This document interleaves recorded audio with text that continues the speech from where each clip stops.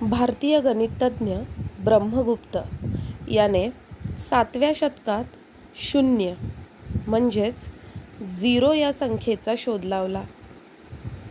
तसेच शून्याचा वापर गणिते सोडवताना कॅल्क्युलेशन्समध्ये कसा करायचा याच्या मेथड्स देखील त्याने डेव्हलप केल्या.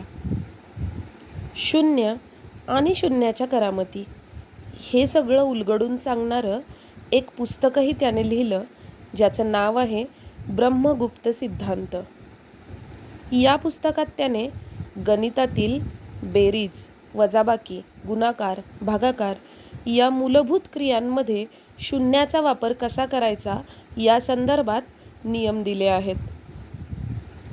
भारतातील ग्वालियरमधील चतुर्भुज मंदिरामध्ये ब्रह्मगुप्ताच्या या नवनिर्मितीचे कोरीवकाम केलेले आहे. गणितातील एखादी कन्सेप्ट अशा पद्धतीने मंदिरातील कोरीवकामात समाविष्ट करणारा मला वाटतं भारत हा एकमेव देश असेल. तर ब्रह्मगुप्ताने भारतात 7व्या शतकात शून्याचा शोध लावल्यानंतर 8व्या-9व्या शतकात त्याचा प्रसार इस्लामिक देशांमध्ये झाला. इटालियन गणितज्ञ फिबोनाची याने 12व्या शतकात शून्याचा प्रसार युरोपीय देशांमध्ये केला. म्हणजे भारतात शून्याचा शोध लागल्यानंतर तब्बल 500 वर्षांनी युरोपियांना त्याचे ज्ञान झाले. थोडक्यात सांगायचं झालं तर युरोपियन गणित हे अजूनही भारतीयांपेक्षा 500 वर्ष मागे आहे. ही आपल्यासाठी गौरवाची गोष्ट म्हणावी लागेल का? कारण आज भारतात याच गणिताची काय अवस्था झाली आहे? भारतातल्या अनेक शाळा कॉलेजांमध्ये आज गणिताचे शिक्षकच नाहीत आणि जिथे कुठे ते आहेत तिथे ते अप टू द मार्क नाहीत. परिणामी गणित विषय जसा शिकवला जावा, यापेक्षा मी तर म्हणेल जसा तो शिकला जावा तसा अनेक विद्यार्थ्यांकडून तो शिकलाच जात नाही.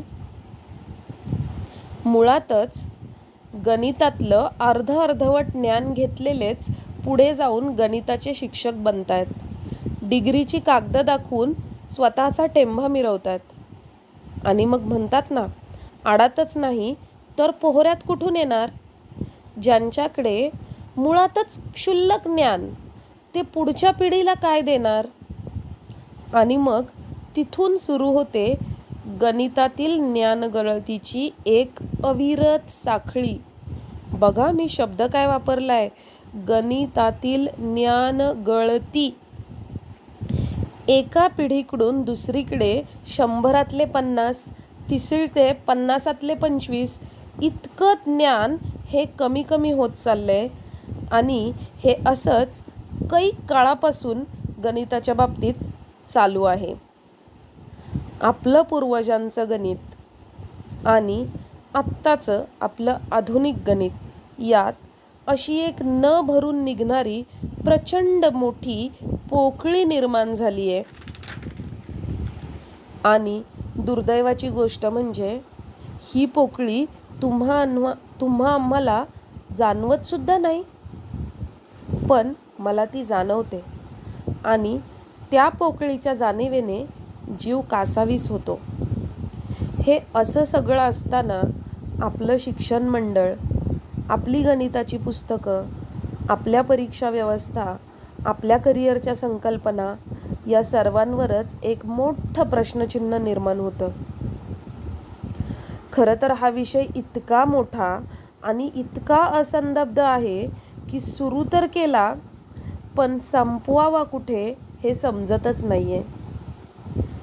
त्यामुळे हा व्हिडिओ ऐकणाऱ्या आणि पाहणाऱ्या प्रत्येकाला मी इतकंच सांगेल, ज्यांना खरंच गणिताची आवड आहे, तासनतास गणितं सोडवण्याची क्षमता आहे, भूक तहान विसरून गणिताच्या असाइनमेंट करण्याची तयारी आहे, अशा विद्यार्थ्यांनी नक्कीच गणित हा विषय करिअर ऑप्शन म्हणून निवडा.